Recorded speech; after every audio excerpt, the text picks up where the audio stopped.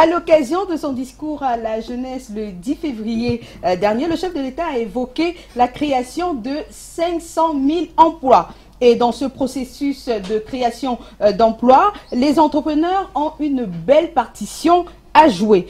Ce qui nous amène à nous poser la question ce soir, les jeunes ont-ils la même chance en entrepreneuriat? C'est donc le thème de ce soir. Vous avez la possibilité de participer comme d'habitude sur la toile. Vous tapez tout simplement sur votre moteur de recherche Facebook Intime Conviction au pluriel, donc intime avec S, conviction avec S.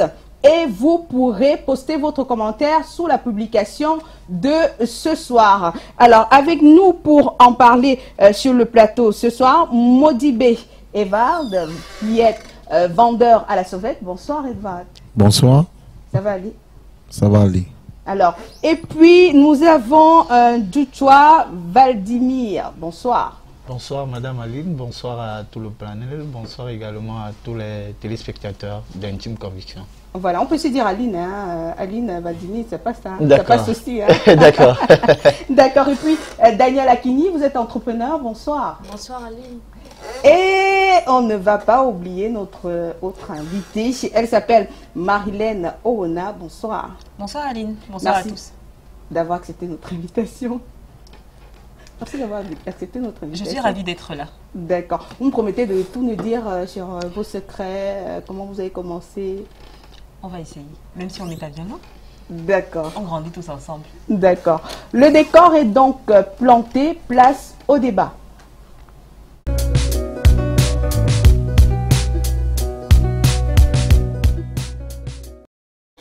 Alors, on va débuter avec Evard Modibé. Evrad Modibé, vous êtes vendeur à la sauvette. Voilà. Vous êtes vendeur à la sauvette où? Marché Kololo. Alors, qu'est-ce que ça veut dire, vendeur à la sauvette? Ok, vendeur à la sauvette, c'est ceux qui vendent dans les trottoirs, en bordure de route. On en fait dans la friperie, donc c'est la façonnade. D'accord. Qu'est-ce que ça veut dire, la façonnade? La façonnade, c'est bon, un système de friperie où on fait le déballage le matin. On entre, on découpe et puis on demande les dizaines sur les vêtements et puis on se met à vendre, tout simplement. C'est ça qu'on appelle la façonnade. Et vous le faites depuis combien de temps? Bon, moi, pratiquement, ça fait 6 ans. Je suis dans la friperie, dans la façonnade. D'accord. Vous allez nous dire tout à l'heure si vous trouvez votre compte. Et puis, notre autre invitée, Marilène Oona, vous êtes chef d'entreprise. Exactement. J'ai créé une agence de communication et de marketing il y a 5 ans qui s'appelle Kwaba. Oui. Alors, c'est important que je rappelle aussi que... ça, c'est pour qu'on sache quels sont les profils auxquels on a affaire. Hein, vous venez quand même d'une famille, on va dire, aisée. Je viens d'une famille de la classe moyenne. C'est sûr que classe moyenne, ça peut paraître plutôt aisé au Cameroun. Ouais. Vous préférez parler de famille de classe moyenne. Qu'est-ce que ça veut dire, famille de classe moyenne? Pour ceux qui ne savent pas. Famille de classe moyenne, c'est une famille qui vit quand même au-delà de ses besoins, on va dire. Voilà, c'est ça la classe moyenne au Cameroun. D'ailleurs, on étudie au travers de notre agence les classes moyennes au Cameroun. D'accord. Et puis, Daniel Akini, vous êtes chef d'entreprise aussi. Ouais. Depuis combien d'années déjà?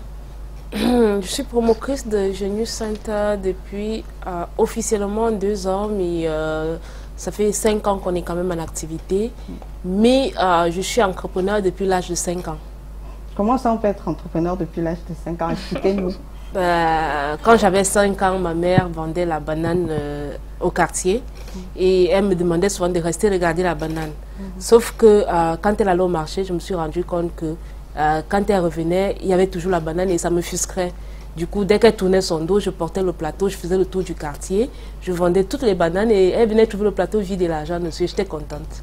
Ah, bah ça c'est une belle expérience à raconter aux autres. Oui, donc c'est comme ça que j'ai commencé. Chaque année, chaque vacances, il fallait toujours que je fasse quelque chose. Donc mes parents n'ont pas beaucoup souffert de payer ma scolarité, mes livres, parce que j'avais toujours une activité qui ramenait des sous et qui permettait de payer ma scolarité et mes fournitures scolaires. Alors, et puis on a Valdini Djoutchoua, vous êtes étudiant. Valdimir Djoutchoua, pour la précision. Vous êtes Valdimir, alors vous êtes étudiant à l'université de Douala. Oui. Vous faites quoi comme étude? J'étudie la sociologie, je suis inscrit en licence 3. D'accord. Alors, vous faites plusieurs activités, vous exercez plusieurs activités en parallèle. Ouais, oui. Quelles sont-elles? Je me suis inscrit dans la tendance politique. Non, on parle d'entreprises qui rapportent de l'argent. Vous faites de la communication, vous êtes communicateur pour des entreprises. Justement, je suis le responsable de la communication d'une entreprise de la salle, de la place nommée... Non, on ne veut pas les nommer. Et après, si l'entreprise, elle va sponsoriser le programme, d'accord. D'accord.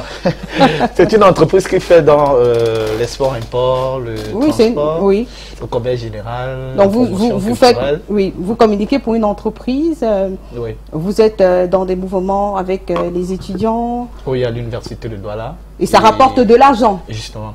Je suis également événementiel. Vous êtes événementiel, qu'est-ce que ça veut dire que je suis événementiel? Bon, quand je dis je suis événementiel, ça veut dire qu'en réalité, j'organise généralement des événements, des piscines parties, des événements inter-établissements et tout. Donc, des chillings? Non, pas des chillings. Pas des chillings. Donc, quelle est la différence entre vos piscines parties et les chillings? Bon, la différence entre nos piscines parties et chilling, c'est que lors de nos piscines parties, on a une rubrique spéciale qui est une conférence. Donc, on cherche un thème où on invite certains panélistes et ils essaient, n'est-ce pas, d'étaler le contenu de ce thème. D'accord. Alors, vous nous parlez de... donc, vous nous dites que la différence entre les chillings et les piscines parties que vous organisez se situe au niveau que... au niveau des piscines parties, vous faites en plus des débats. Justement, nous faisons un savant dosage entre l'utile et l'agréable. Donc en plus des boissons, de l'alcool et autres qui coulent à flot, la boisson, la cigarette et autres, vous faites des débats. Non, c'est quelque peu éducatif. D'accord. Non, mais dites-nous comment est-ce qu'on peut on peut arriver à capter des connaissances lorsqu'on a bu, lorsqu'on est sous l'emprise de la cigarette. Bon, c'est très simple. C'est la première rubrique généralement de notre journée. Donc, si par exemple l'événement commence à 10 h, on s'arrange à ce que la conférence soit à 7 h dès l'entrée déjà des invités. Donc, après dans cette conférence, on fait donc place au divertissement. D'accord, divertissement recommandable. Que vous recommanderez à vos cadets? Justement, il n'y a pas de souci. Est-ce qu'il y a du mal à s'amuser? Non, il n'y a pas du mal à s'amuser. Je parle de ce genre d'événement. Ce genre d'événement, des piscines parties où on consomme de l'alcool, de la cigarette, de la drogue des fois. Non, on ne consomme pas. Chez moi, on ne consomme pas de cigarettes. Vous consommez que de l'alcool? Oui. D'accord. Du whisky. Du whisky. Bon, il y a beaucoup d'autres choses. Champagne, vin blanc, vin rouge. Il y a beaucoup d'autres éléments. Et actuellement, je suis en train de vouloir mettre sur pied un gros concept qui fera également encore dans l'événementiel. D'accord, vous allez nous en parler tout à l'heure, hein, on verra tout au long du programme. Dites-nous, Daniel, est-ce que vous pensez que les jeunes ont la même chance en entrepreneuriat? Bon, vous avez suivi le cas, par exemple, de Valdimir, il fait un peu de tout. Hein. Il est à l'université, il communique pour des entreprises. À 6 heures perdues, il fait dans l'événementiel. Est-ce que... je pense que l'entrepreneuriat, c'est quelque chose qui n'a pas de restrictions, aussi bien sur le plan social que éducatif. Donc tout le monde peut se lancer dans l'entrepreneuriat et il suffit de rêver, d'y croire et de se donner les moyens d'y arriver. Vous pensez que tout le monde... Tout le monde peut réussir tout le monde peut se lancer et réussir dans l'entrepreneuriat. D'accord. Vous n'êtes pas... du même avis. Alors, à mon sens, tout le monde peut se lancer, ça c'est certain, c'est ouvert, mais tout le monde ne peut pas nécessairement réussir dans l'entrepreneuriat parce que ça demande d'avoir des qualités. Est-ce qu'on a les mêmes chances? C'est ça ma question. Dans l'entrepreneuriat. La réponse à la question est non, on n'a pas forcément les mêmes chances dans l'entrepreneuriat. Pourquoi? Parce qu'on n'a pas nécessairement la volonté qu'il faut. Beaucoup de jeunes aujourd'hui se lancent dans l'entrepreneuriat, notamment au Cameroun, parce qu'ils cherchent un emploi, parce qu'ils cherchent à subvenir à leurs besoins. Or, l'entrepreneuriat n'est pas un remplacement à l'emploi. L'entrepreneuriat, c'est donner de soi, c'est travailler encore plus que si on travaillait dans une entreprise, c'est vraiment faire des sacrifices au quotidien. D'accord. Est-ce que vous ne parlez pas de, pour vous, hein, qui venez d'une famille où vous n'avez pas eu faim, vous vivez quand même dans un quartier huppé de la ville, enfin l'un des plus huppés de la ville, est-ce que vous pensez que vous avez les mêmes chances que le jeune lambda? Enfin, je veux dire, qu'est-ce que vous pensez que... on a des chances différentes, mais pas là où on pense. Prenons un exemple très simple aujourd'hui. Combien y a-t-il d'empires au Cameroun? C'est-à-dire combien de fils d'eux réussissent à faire perpétuer le business? Il n'y en a quasiment pas du tout.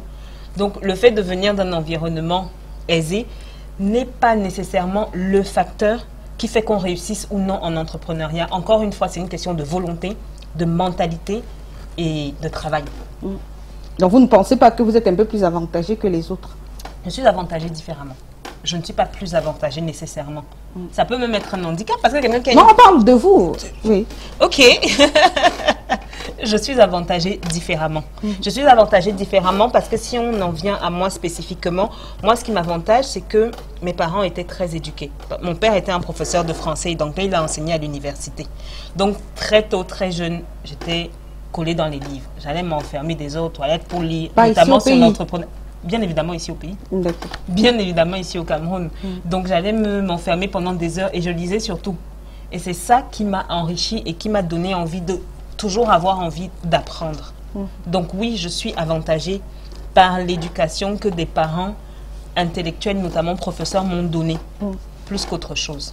D'accord. Alors, dites-nous, Evrad, est-ce que vous pensez, vous vous situerez au même niveau que Marilène? Ok, voilà, déjà, moi, je pense que les jeunes n'ont pas les mêmes chances en entrepreneuriat parce que je vais parler de mon cas particulièrement. Moi, je ne suis pas issu d'une famille aisée. Donc, j'ai commencé aussi la friperie étant tout petit parce que bon, mes parents n'avaient pas de moyens, pour d'abord soutenir ma scolarité et puis je me lançais dans le business de la friperie, la Sauvette. À quel âge? À l'âge de 18 ans. Bon, j'ai arrêté les études. Vous dites tout petit, 18 ans, ce n'est pas tout petit. Mais c'est quand même petit parce que les autres vont à l'école. Oui, par rapport aux autres.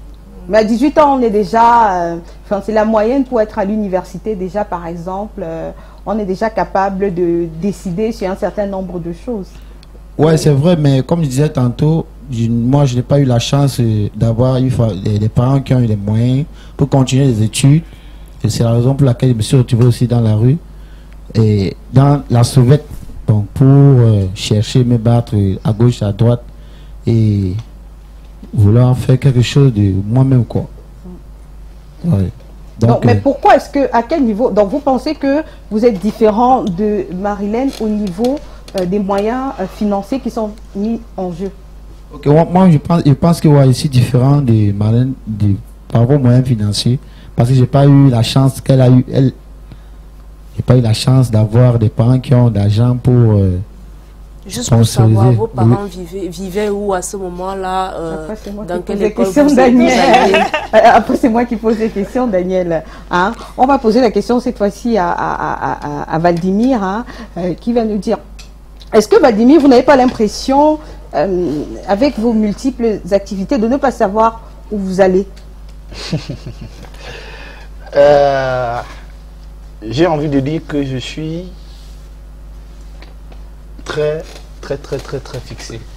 Parce qu'en réalité, faire plusieurs activités à la fois me permet non seulement de m'inscrire dans le monde très actif, mais ça augmente également mon portefeuille.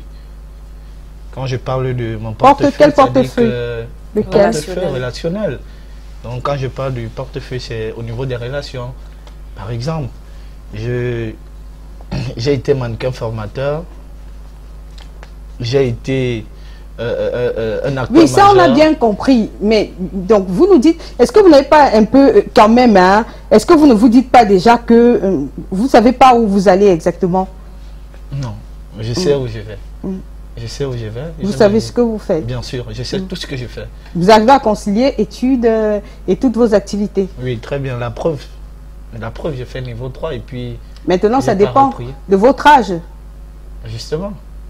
Ah, enfin, pour les femmes, on dit qu'on ne demande pas l'âge de la femme. Est-ce qu'on peut avoir votre âge?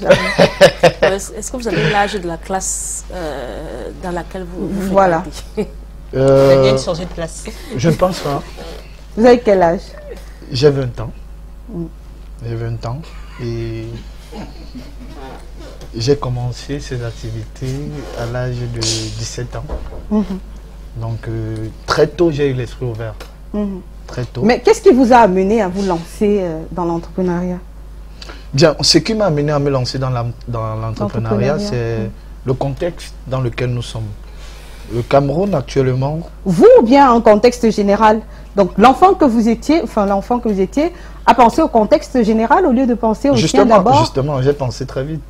Au contexte général? Oui, parce que je me suis rendu à l'évidence qu'en fait, au Cameroun, on avait tous le problème de vouloir travailler à la fonction publique, travailler pour les autres et tout.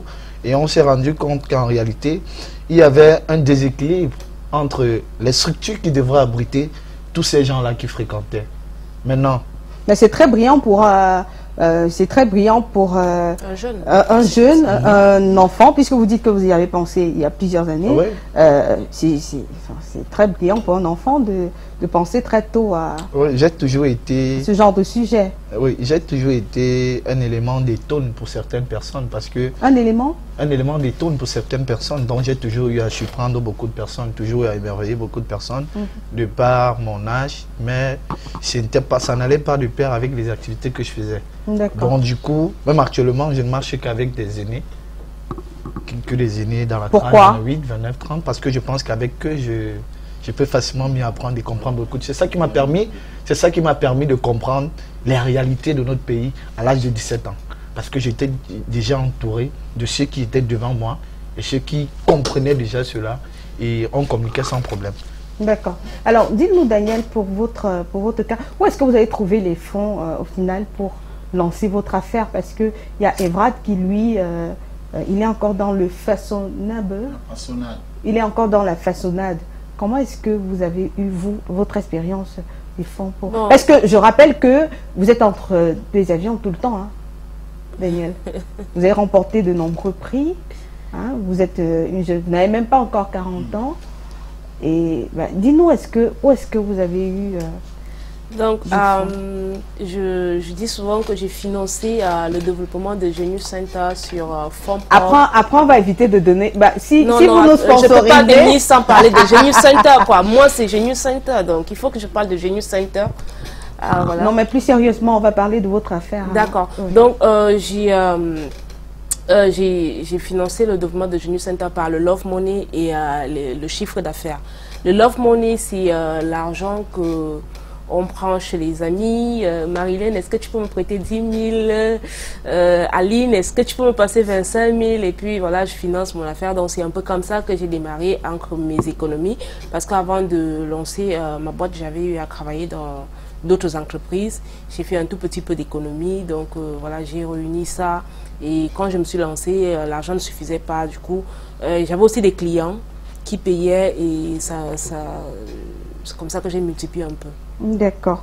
Alors, je vais rappeler aux téléspectateurs qui nous regardent que vous avez la possibilité de réagir sur Facebook. Vous tapez tout simplement Intime Conviction sur votre moteur de recherche. Vous allez pouvoir réagir sous la publication de ce soir. Et pour le coup, justement, il y a des téléspectateurs qui nous ont envoyé des vidéos par WhatsApp. On vous a donné le numéro de téléphone par lequel vous avez la possibilité, si vous voulez, de réagir en vidéo. Alors on va écouter on va regarder cette première réaction. On ne saurait jamais avoir les mêmes chances dans la vie, que ce soit en entrepreneuriat ou ailleurs. Ne dit-on pas souvent que les cinq doigts de la main ne sont pas pareils?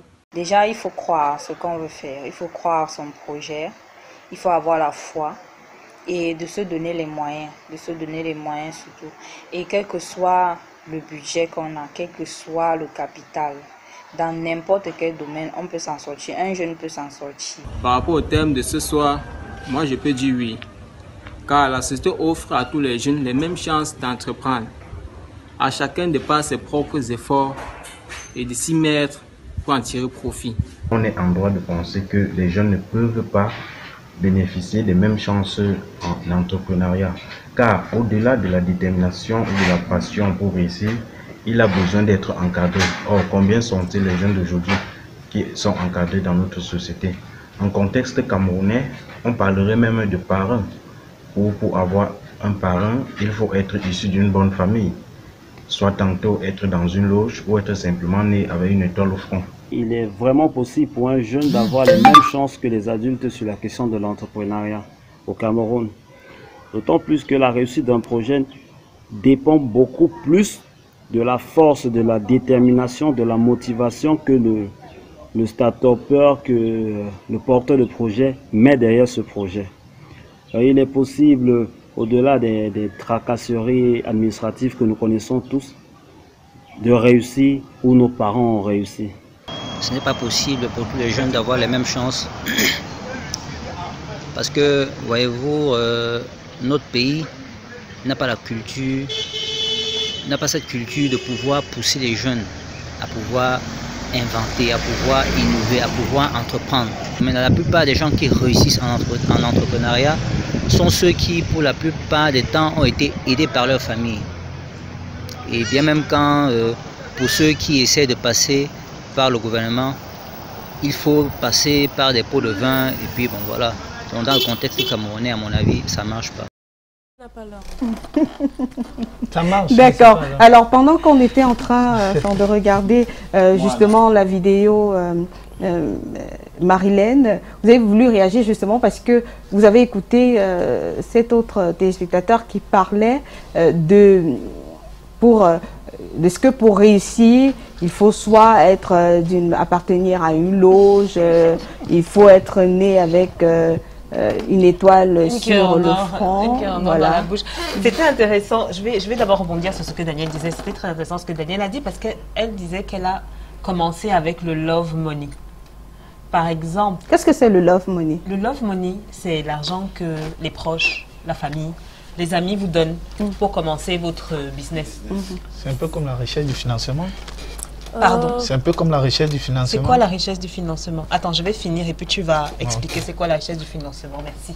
Donc elle a commencé avec le love money. Par exemple, moi, j'ai démissionné d'un travail, je gagnais plutôt bien. J'ai eu un petit chèque, en gros, de 600 000 francs. Et avec ce chèque, j'ai acheté un billet d'avion et je suis rentrée. Enfin, je suis rentrée directement au Cameroun pour aller chercher les clients parce que je pensais que c'était aussi facile que ça. Il suffit de venir, de dire qu'on a une super idée, qu'on est trop fort, qu'on a une super expérience et tout de suite on va avoir plein de contrats. Mais non, pas du tout. Pas du tout. Qu'est-ce que vous êtes buté à quel type de réalité? Est-ce que vous êtes buté aux réalités selon lesquelles il faut appartenir à une loge, il faut être né avec de l'argent? Bon, je ne suis peut-être pas encore arrivé au niveau d'argent où il faut appartenir à une loge. Hein, donc je reviendrai peut-être pour vous dire les vraies réalités auxquelles on fait face. On est jeune d'abord, on est jeune au Cameroun et c'est là où doit être le vrai débat. Ça veut dire quoi d'abord être jeune et être entrepreneur? Ça veut dire qu'on n'a pas accès, les banques ne croient pas en nous, on n'a pas accès au fonds. Même si la famille te donne de l'argent, ça va être de l'argent qu'ils vont savoir perdu. Bon, la fille, ça me dérange déjà beaucoup. Tiens, va un peu t'agiter ailleurs. C'est très joli, vous parliez de prix tout à l'heure. On reçoit facilement beaucoup de prix. On va facilement dans les grandes entreprises. On reçoit facilement les prix. Les awards. C'est trop facile de recevoir des awards. Il y a beaucoup de concours. Quand tu es jeune en Afrique et que tu as un projet innovant, tu as beaucoup de chances quand même d'être mis en avant. Moi, la crainte que j'ai, c'est que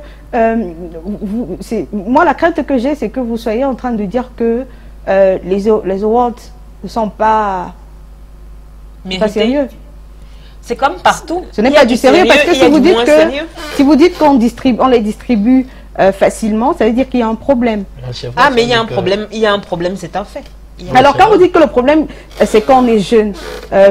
Daniel, elle était trop jeune pour croire à 5 ans Vladimir, il est trop jeune pour croire à ton âge qu'il peut... Daniel a encore dit quelque chose de très intéressant. Et il y a également un téléspectateur qui a dit ça. Il a dit, on est entrepreneur et on réussit quand on croit en nous-mêmes, quand on a envie de travailler, quand on a la foi. Mais vous avez dit ce que Daniel a, arrivé, c'est un virus. L'entrepreneuriat, pour moi, c'est un virus. Moi, je le tiens, par exemple, de ma mère, qui elle-même entreprenait. Quand j'étais petite aussi, il a 7 ans, j'allais dans ses bureaux. Je restais pendant des heures parce que c'était quasiment le seul moment que je pouvais passer avec elle pendant des semaines. Je l'ai vu faire et on a eu une scène très intéressante quelques temps plus tard où elle m'a demandé « Mais qu'est-ce que tu fais exactement ?» Je lui ai décrit ce que je faisais. Et puis vous aviez quel âge à ce moment? J'avais, il y a 5 ans. Il y a 5 ans, je me suis... donc à vous étiez ans, déjà du coup, grande. voilà. Elle s'est tournée vers son mari et elle a dit « Mais ce n'est pas ce que je faisais il y a 10 ans. » En fait, je me suis retrouvée à faire exactement ce que ma mère faisait. Donc, l'entrepreneuriat, c'est avant tout, généralement, comme je disais tout à l'heure, une question d'environnement et un virus qu'on a, comme Daniel l'a eu, comme lui, là, quand il dit qu'il traîne avec des gens qui lui apprennent et qui lui donnent envie de faire face aux réalités du Cameroun. Donc, exactement, parce que... Mais là, tu vas m'excuser. Alors, oui, tout à l'heure, je vais vous donner la parole parce que lui, Evrad, il n'a pas encore parlé pour avoir le même temps de parole. Mais avant, je vais prendre quelques réactions sur Facebook. Il y a d'abord Martial Yami qui nous dit les jeunes ne peuvent pas avoir les mêmes chances dans l'entrepreneuriat car chacun a son opportunité. Les chances ne sont pas égales. Alors, il y a Roger, sans argent, il entreprendra quoi? Les jeunes ont moins de chances dans l'entrepreneuriat.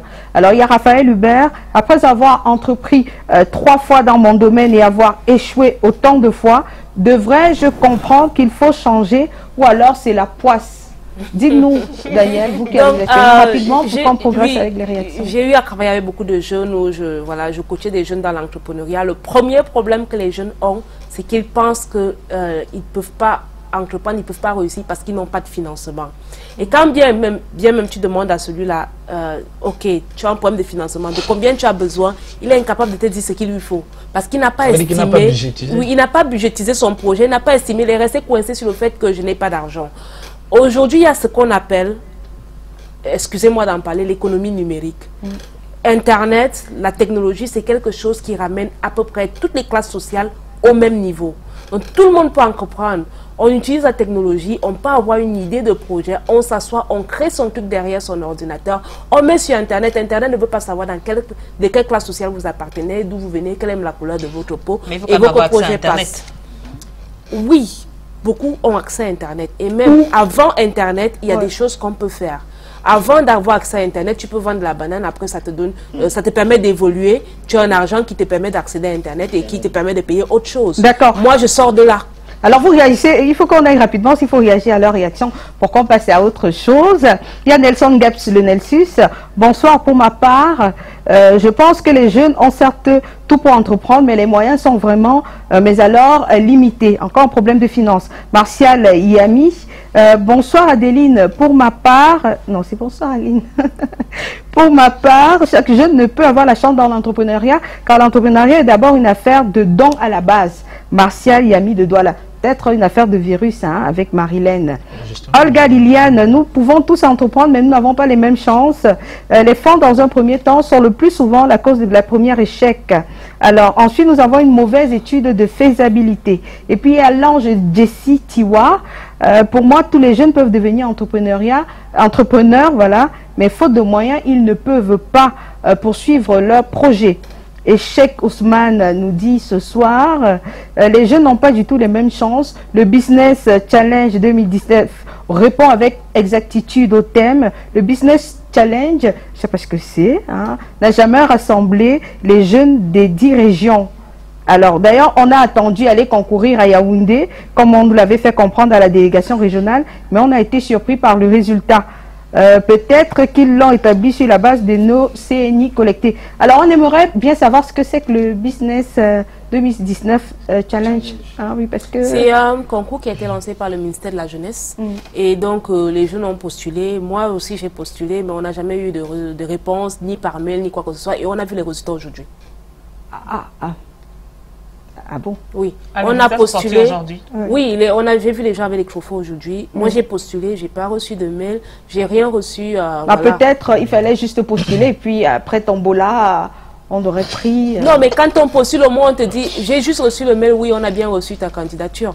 Mais quand même, au niveau des étapes, on te dit, oui, tu as été sélectionné pour la suite ou pas. Donc, ils avaient dit que les résultats allaient être annoncés le 11 février. Je ne sais pas si c'est le 11 février 2020 ou 2019. Alors, Micheline, ça c'était une parenthèse. Micheline Marie Mafo Wong nous dit ce soir, pour ma part, les jeunes ont la même chance, mais ce qui fait la barrière, ce sont les fonds. Joséphine Bizogo, maman, l'âge à Valdini, hein, il est vraiment jeune, c'est un peu compliqué ce que vous avez écrit. Joël Andois, vraiment, il ment en direct, donc c'est le petit frère des ténors. Voilà, il y a un autre qui nous dit, demandez à Valdini de nous donner au moins son vrai âge. Vous ne pensez pas? Les gens les problèmes.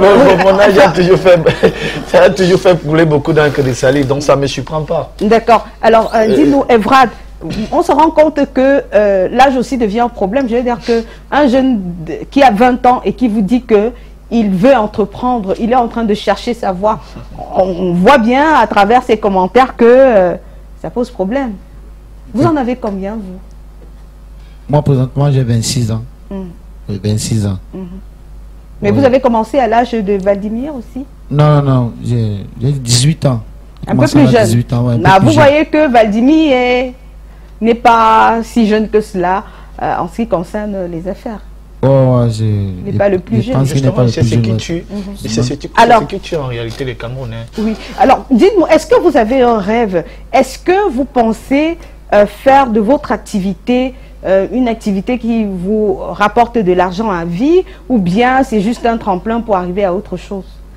Moi, je pense que présentement, c'est juste un truc pour arriver à autre chose. Ah, donc vous l'avez fait parce que vous n'aviez pas autre chose à faire? Par dépit? Je pense que c'est ça. Vous n'arrivez pas à trouver... Est-ce que vous gagnez votre vie à travers cela? Non, non, à travers la façonnage, bon, je m'en sors pas trop. Et ça ne concorde pas avec ce que j'entreprends faire à l'avenir. Qu'est-ce que vous entreprenez de faire? Bon, présentement, j'ai un projet d'ouvrir une agence. Bon, je fais dans la SAP. Bon, d'accord. Une agence en domaine vestimentaire, sapologie, voilà. Il devient sapologue. Voilà. Sapologue. Créateur de mode. Très important. Voilà, donc habilleur de luxe, quoi. Ah, vous voulez être un styliste? Styliste, modéliste, créateur de mode. D'accord. Alors, pour cela, qu'est-ce que vous avez fait pour... quelles sont les actions que vous posez pour arriver à réaliser votre rêve? Bon, je pense que il faut d'abord connaître le vêtement et sensibiliser. Non, je parle de vous. Qu'est-ce que vous faites au quotidien pour arriver à ouvrir votre entreprise, puisque vous dites que vous rêvez d'ouvrir votre entreprise? Bon, ce que je peux au quotidien, c'est présentement, comme je suis dans la façonnade, je pense que je suis en train de mettre sur pied un moyen d'épargne pour épargner suffisamment d'argent pour ouvrir mon agence, quoi. Il faut nous dire la vérité, hein, parce que quand vous nous dites que vous êtes en train de mettre sur pied un moyen d'épargne, qu'est-ce que ça veut dire un moyen d'épargne? Est-ce que vous déposez de l'argent à la banque? Est-ce que c'est la tontine? Qu'est-ce que vous faites? Ou bien c'est qu'il n'y a pas d'argent à garder de toutes les façons? Non, de toute façon, il n'y a pas d'argent à garder, mais je suis en partenariat avec une coopérative donc, qui me soutient un peu financièrement. Elle vous donne de l'argent ou elle vous fait des prêts? Elle me fait des prêts continuellement pour soutenir mon business, quoi. Est-ce que vous avez des... Acheter et revendre, façonner, travailler et puis... D'accord, on va revenir vers vous. Hein. D'accord. Dites-nous, Marilène, est-ce que vous pensez qu'il est dans la bonne démarche? Vous l'écoutez. Est-ce que vous avez l'impression que Evrad a bien mûri son projet? Je veux dire, les éléments qu'il vous donne en ce moment, est-ce que ces éléments vous permettent de penser qu'il a un bon projet, qu'il peut aller loin? C'est vraiment un projet intéressant. Mais je pense qu'il est d'abord dans une niche qui n'est pas, ou du moins qu'il n'a pas suffisamment exploité. Il y a des chiffres qui sont sortis récemment, je ne sais pas si vous les avez vus, sur la friperie ou sur les importations de friperie. C'était des milliards et des milliards de francs CFA qu'on importe au Cameroun en termes de friperie. Ça veut dire qu'il y a des marges importantes à se faire si on est en capacité de grandir d'abord dans ce type de domaine. Et je pense que Monsieur Evrard connaît bien l'habillement, là, il est sapé comme jamais. Donc s'il va plus loin, peut-être, dans ce qu'il est en train de faire, et s'il a les moyens, et s'il a l'accompagnement nécessaire pour pouvoir grandir dans ce qu'il est en train de faire, il peut se faire des marches. Parce que le problème qu'il a d'abord, c'est qu'il n'arrive pas à se faire des marches dans quelque chose qu'il fait depuis 9 ans. C'est ça, c'est 9 ans. Hein. Donc il faut déjà trouver... 8 ans. Donc il faut déjà trouver comment se faire des marges. À partir du moment où on adopte le bon mécanisme, vous pouvez faire toute autre chose parce que l'entrepreneuriat, c'est un peu la même chose, c'est les mêmes mécanismes. D'accord. Alors, est-ce que vous pensez qu'il est dans... Parce que vous parlez de votre expérience... Excusez-moi de dire, je pourrais dire peut-être qu'il ne rêve pas assez. Parce que tout commence par un rêve. Il faut rêver à la base. Bah, il a dit qu'il veut être le pape de la SAP. Voilà. Donc, vous pensez que ce n'est pas assez grand là? Si, il va être le pape de la SAP, mais est-ce que ça passe par la friperie? J'ai le droit de parler. Hein, et justement, ça peut être vrai ou pas être vrai, mais moi, à sa place, peut-être, je ferais plutôt de la couture. Et voilà, je me mettrais donc à coudre des trucs classe déjà, et je n'ai pas besoin de gros financement pour coudre des trucs classe et les vendre. Avec ça, j'impose déjà ma marque. Et j'ai un brand qui commence à évoluer. Je dispose mes vêtements cousus dans les boutiques des autres qui vendent pour moi. Et au fur et à mesure, je grandis. Je ne vendrai pas la friperie. Daniel, pourquoi lancer une 150e marque? Une 150e marque. 150 millième marque. Pourquoi? Parce qu'il veut faire dans le luxe. En quoi il n'a pas les moyens. En quoi il va se démarquer des autres? Il veut faire dans le luxe. Il n'a pas les moyens d'acheter des vêtements de luxe. Il peut coudre. Moi, je veux qu'il soit mon sapeur de luxe. Moi, je veux qu'il soit mon sapeur. Moi, je veux qu'il vienne me voir à la maison avec des super sapes pour que je sois fraîche tout le temps. Bah, voilà une niche. Voilà, pour la petite histoire, pour les téléspectateurs, peut-être qu'ils n'ont pas la possibilité de regarder. Vous avez mis, c'est la peinture sur votre veste. Oui, juste, c'est la façonnade. Ça, non, mais c'est à vous que je dis à lui. Qu'est-ce que ça veut dire? C'est un style... je parle de la peinture, c'est vous-même, c'est votre création. Ouais, ça c'est ma création à moi-même. C'est de la peinture? Oui, c'est ma création à moi-même. C'est la peinture. Ah, que vous avez mis sur votre vêtement. Oui, ça c'est un style créé par moi-même. Oui, utiliser de la peinture pour... façonner la veste là. D'accord, c'est d'ailleurs très original. Alors il y a beaucoup d'internautes qui estiment que Valdimir n'a pas 20 ans. Donc il y a beaucoup de téléspectateurs qui ont un problème, avec votre âge. Donc ce qu'on dit là, c'est ce qui les intéresse, l'âge de Valdimir. Est-ce que dans ce que vous faites justement, vous avez eu plusieurs fois des gens qui vous ont dit que il y avait un problème, justement, que vous étiez trop jeune pour entreprendre? Oui, c'est quelque chose qui a été... Ça a vraiment fait couler beaucoup d'encre de salive, mon âge. Parce que en réalité, voir aussi la manière dont je suis bâti, je ne fais pas mon âge, déjà physiquement. Et la cerise sur le gâteau, c'est encore avec les activités que je mène. Donc on se pose la question de savoir, mais... Votre âge a été un atout ou bien un inconvénient? Bon, pour moi, ça a été un atout. Parce que j'ai été apprécié et enfoncé par beaucoup de grands frères, beaucoup d'aînés. Beaucoup. Par rapport à mon âge et par rapport à ce que je faisais. Ou alors ce que je fais. Donc, ils ont un peu essayé de peser mon âge et ce que je fais. Donc, c'est ça qui les pousse davantage à me soutenir. Donc, il m'apprécie beaucoup, il m'encourage. Alors, en tant que futur entrepreneur, parce que vous êtes en train de chercher votre voie, est-ce que vous avez des difficultés à émerger, à vous construire? Bien, avant de parler des difficultés, qu'il me soit permis de rebondir un peu sur ce que l'une des panélistes a dit. Marilène, merci. Elle vient de dire qu'en réalité, l'entrepreneuriat est un virus. Dire que l'entrepreneuriat est un virus, ça veut dire que l'entrepreneuriat est héréditaire. Donc, on veut dire que si je ne suis pas, par exemple, fils d'un entrepreneur, je ne saurais comment entreprendre.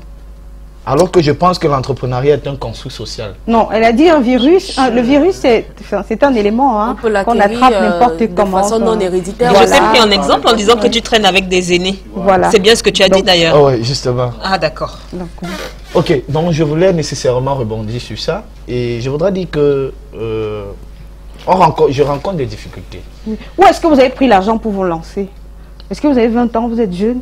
Vous avez débuté quand vous aviez 17 ans. Où est-ce que vous avez pris? Est-ce que c'est papa ou c'est maman qui vous ont donné de l'argent ou bien vous avez... Comment est-ce que vous êtes organisé? Voilà, justement, tout à l'heure, j'ai parlé à Marilène de la recherche du financement.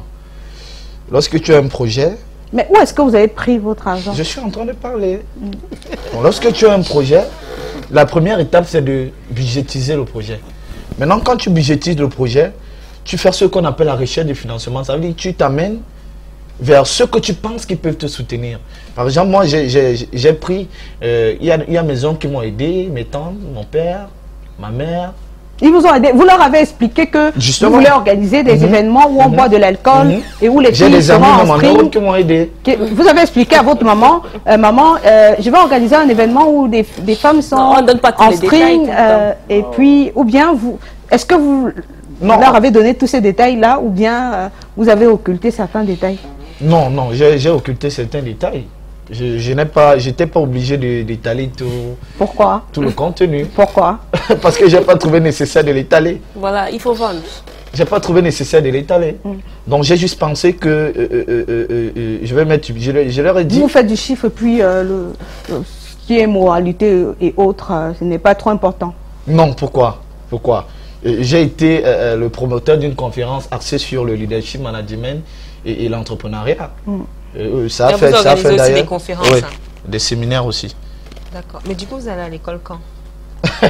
D'accord. Alors, vous avez organisé, vous voulez dire que, vous voulez parler, faire appel, vous voulez nous dire que un coup vous organisez des soirées pour jeunes adultes, mais par ailleurs, vous avez l'autre côté aussi. Oui, en fait, j'essaie de concilier l'utile et l'agréable. Parce que l'on ne saurait, n'est-ce pas, parler d'utile sans parler de l'agréable. Parce qu'à un moment donné, il faut vraiment se détendre. D'accord. Dites-nous, Daniel, est-ce que vous pensez qu'il faudrait, les jeunes devraient entreprendre dans tous les domaines?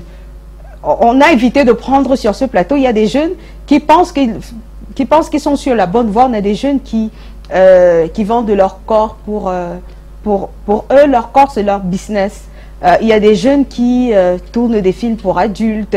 Il y a des jeunes qui ont carrément fait des chillings et des parties à plusieurs, leur fonds de commerce. Est-ce que vous pensez que, vous êtes déjà entrepreneur, vous avez de l'expérience, est-ce qu'il faut entreprendre dans tous les domaines lorsqu'on est jeune?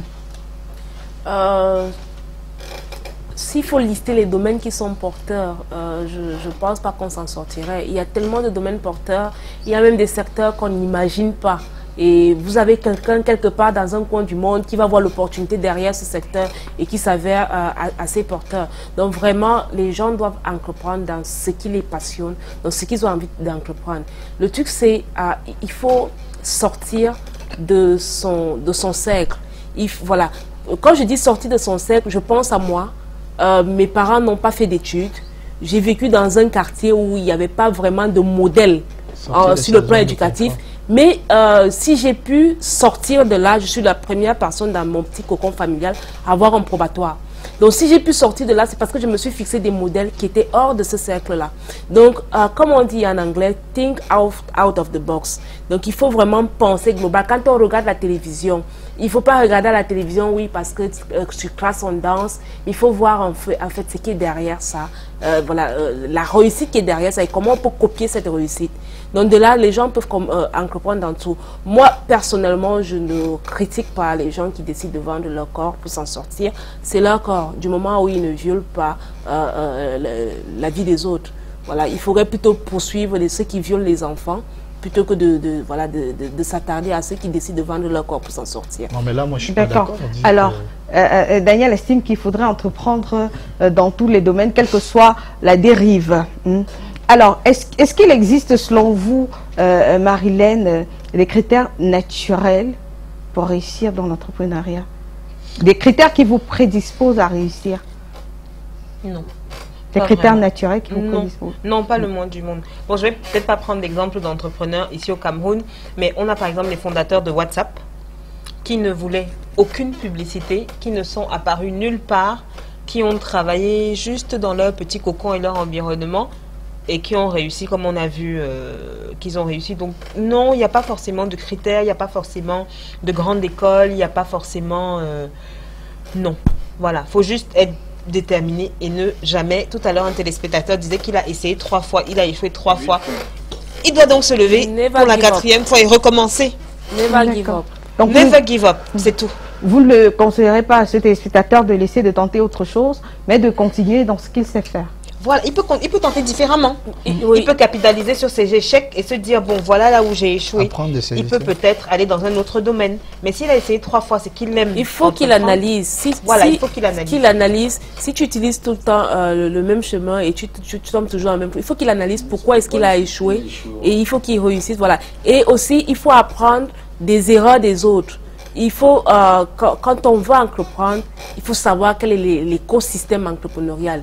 Il faut savoir qui sont les entrepreneurs. Il faut avoir des modèles. Il faut avoir des mentors, donc des gens, des aînés comme lui, avec qui on discute et de qui on apprend. C'est très vital pour réussir dans l'entrepreneuriat. On peut s'asseoir dans son coin et dire, bon ok, je vais faire ma chose, je vais réussir, je vais rester à mon coin, je ne vais parler à personne, sinon on va voler mon idée. Alors la parole, elle était pour Evrad normalement. Alors Evrad, dites-nous, est-ce que vous êtes parti sur quelque chose que vous allez construire ou bien pour le moment vous êtes encore dans des spéculations, vous y pensez encore, vous n'y croyez pas vraiment, vous allez voir? Ok, vraiment, moi je pense que présentement je suis encore dans le doute, quoi. Ouais, Est-ce que quand le chef de l'État parle aux jeunes, demande aux jeunes de se lancer dans l'entrepreneuriat, est-ce que déjà vous écoutez le discours? Est-ce que vous... Non, pas trop. J'écoute pas trop les discours du chef d'État. Pourquoi? Vous ne comprenez pas? Je ne m'intéresse pas trop à ce que le président dit parce que l'État de ce pays, ça me... Ah, vous trouvez que l'État n'accompagne pas assez? Ça me fout les boules. Vous allez dire en gros. Je n'ai pas trop le temps de... Il est très énervé. Il est très énervé. Bon, voilà, vous venez de dire en gros mot à l'antenne. Ça me choque un peu là. Est-ce que vous avez effectué la démarche d'aller vers l'État? Pour faire quoi? Non, jamais. Puisque vous estimez que l'État ne vous accompagne pas, l'État vous traumatise, est-ce que vous avez pensé à aller vers l'État pour savoir quels sont les programmes qui sont à la disposition des jeunes? Ça sert à rien puisque ce qu'on voit d'abord dans le bas peuple, ça sert à rien d'aller vers l'État puisque ça traumatise et puis moi j'ai pas le temps d'écouter. Vous êtes le bas peuple? Qui est le bas peuple? Le bas peuple c'est nous. Kololo, Nubel, Dakar, ça c'est nous. C'est nous le bas peuple. Mais vous êtes en train de parler pour les autres. Bon, en fait, moi je suis du bas peuple, moi. Oui, je suis du bas peuple. Le bas peuple, qu'est-ce que ça veut dire? Donc, le secteur minable, quoi. Ah, vous estimez que vous êtes minable? C'est le secteur minable, donc quand il parle du bas peuple, c'est le secteur minable, donc où on jongle. Parce que nous sommes des jongleurs, donc on jongle. Bon, on a l'apparence que, bon, quand on nous voit, on est sapé, mais ça c'est l'apparence aussi, mais ça ne va pas. Bon, on n'a pas besoin d'écouter le président. Il est 10 février. On n'a pas besoin de l'écouter. Parce que nous sommes fatigués. D'accord. Alors, d'accord. Ils ne comprennent pas. Alors, est-ce que, dites-nous, vous, Marilène, voilà, Evrad, il estime qu'il est minable et tout ça. Et il va nous dire tout à l'heure si avec cette façon de penser, il peut arriver à quelque chose. Dites-nous, est-ce que vous, en tant qu'entrepreneur, est-ce que vous avez effectué la démarche d'aller vers le gouvernement? Parce que le président de la République, quand même, dans son adresse, il tend la main aux jeunes. Et ce n'est pas la première fois. Est-ce que vous avez effectué la démarche d'aller vers les services concernés, je veux dire vers la délégation, la jeunesse, les sports, la culture, la communication pour ce qui vous concerne? Pourquoi? Parce que, alors, je sais qu'il y en a qui l'ont fait. Il y a des initiatives qui sont mises en place. Mais c'est plutôt le gouvernement à ce stade qui doit aller vers les jeunes. Et qui doit essayer d'avoir les outils pour comprendre les jeunes. Ah, vous estimez que le gouvernement devrait aller vers les jeunes? Le gouvernement doit mettre en place des éléments de proximité. Justement, il y a des programmes qui sont mis, qui ont été créés pour des jeunes. Il y a beaucoup de programmes, et des programmes intéressants, mais il n'y a pas de proximité. Il n'y a pas de communication. Il n'y a pas de communication. Il y a un problème de communication avec la jeunesse et le programme et le gouvernement qui fait beaucoup de choses. Hein. Franchement, il y a des choses. Le ministère des PME a quand même pas mal de financements qui mettent en place et qu'ils exécutent de manière effective. Mais des jeunes comme Evrard ne le savent pas, ne le sauront jamais et n'auront même jamais l'idée de se lever et d'aller dans un ministère demander. Pourquoi vous estimez que des jeunes comme Evrard sont comment? Parce que les jeunes au Cameroun sont quelque part un peu désillusionnés. Mais pourquoi est-ce que vous avez mené une étude pour dire que les jeunes sont désillusionnés? Il y en a beaucoup qui entreprennent, il y en a beaucoup qui ont des rêves. Il y en a beaucoup qui entreprennent, il y en a beaucoup qui ont des rêves, mais on parlait par rapport à l'État. Par rapport à la politique, par rapport au gouvernement. Je vais prendre un exemple qui n'est pas du tout lié à l'entrepreneuriat. L'année surpassée, en fin d'année, on a organisé des inscriptions pour les élections. Donc on a eu beaucoup de jeunes, on a eu des centaines de jeunes qui sont passés. On les a organisés ici à Active Spaces. On a beaucoup de jeunes qui sont venus s'inscrire. Mais on a tout autant de jeunes qui nous disaient, mais pourquoi s'inscrire? Pourquoi parler de politique? Pourquoi se tourner vers le gouvernement? Pourquoi être citoyen? Alors moi je vais vous parler d'un jeune qui a quand même bénéficié des largesses du gouvernement, Vladimir. Vous travaillez constamment avec votre institution universitaire. Oui. Et partant, des fois vous trouvez votre compte, oui. Justement, je suis déjà délégué d'amphi à l'université, ça fait 3 ans. Vous savez comment ça se passe pour avoir de l'argent du côté du gouvernement? Oui, justement, il y a des procédures, mais c'est vrai que c'est assez lent, ça traîne. Bon, il y a beaucoup de courbatures qu'on fait, même quand on veut, par exemple, monter un événement, quand on a un projet qu'on a monté, il faut passer le dossier au moins dans 60 bureaux, il faut des 60 signatures, il faut. Par moment, on se retrouve en train de financer le projet nous-mêmes, parce que la date est très proche, il faut qu'on réalise le projet en attendant que le gouvernement nous renvoie cet argent. Donc, il y a une lenteur administrative qui... Vous allez nous en dire plus, parce que vous gagnez votre compte de toutes les façons. Alors, je vais prendre ces réactions rapidement, la réalisation. Nelson Gebs nous dit, Eva, il ne faut pas raconter tes plans de vie, les Camerounais vont te voler ton projet. Ils sont trop forts. Il y a plusieurs réactions. Hein. Il y a Idriss Marcella depuis Yaoundé. Alors, il y a Martial Camille. Il y a Aurel Cam qui nous dit ce soir, trop de jeunes sont butés face aux lourdeurs administratives, la pression fiscale, le système de réseautage et de lobbying qui prennent de l'ampleur et au-delà de tout, la faible capacité de bancarisation des startups. Justement, Daniel Akini, vous êtes dans un réseau d'entrepreneurs. Oui. Vous êtes créé un réseau d'entrepreneurs où vous avez la possibilité pour vous passer des marchés, vous donner des bons plans. Il parle de lobbying ici, de réseautage. Oui, il y a le lobbying ou le réseautage, c'est pas une affaire du Cameroun, c'est même pas très présent au Cameroun. J'ai suivi un programme du... Oui, rapidement.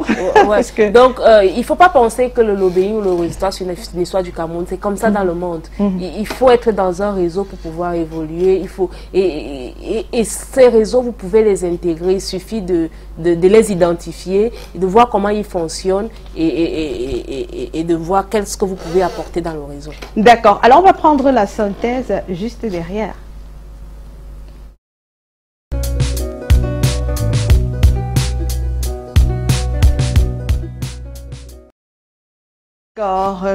Alors, on va débuter avec Evrad. Dites-nous, s'il faut retenir quelque chose, nous sommes le 11 février, hein, c'est la fête de la jeunesse, on parle d'entrepreneuriat. S'il faudrait retenir quelque chose de bien, qu'est-ce que ce serait? Ok, merci. Moi, je pense que pour l'entrepreneuriat, tous les jeunes n'ont pas la même possibilité en entrepreneuriat. À cause des moyens financiers, moi je pense particulièrement pour moi-même, tous les jeunes n'ont pas la même chance. Vous avez besoin de quoi?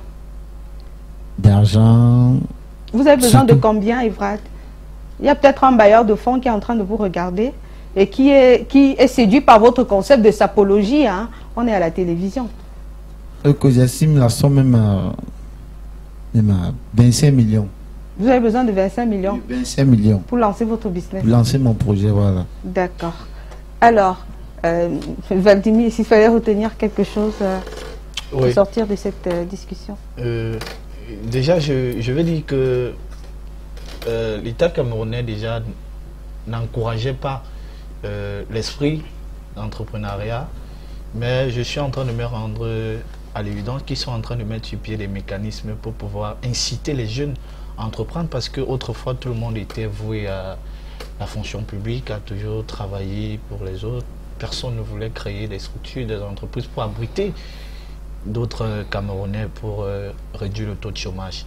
Donc déjà, je voudrais saluer déjà le chef de l'État et tout le gouvernement camerounais d'avoir, n'est-ce pas, pu mettre l'accent en ces fêtes de la jeunesse, cette 53e édition, sur l'entrepreneuriat.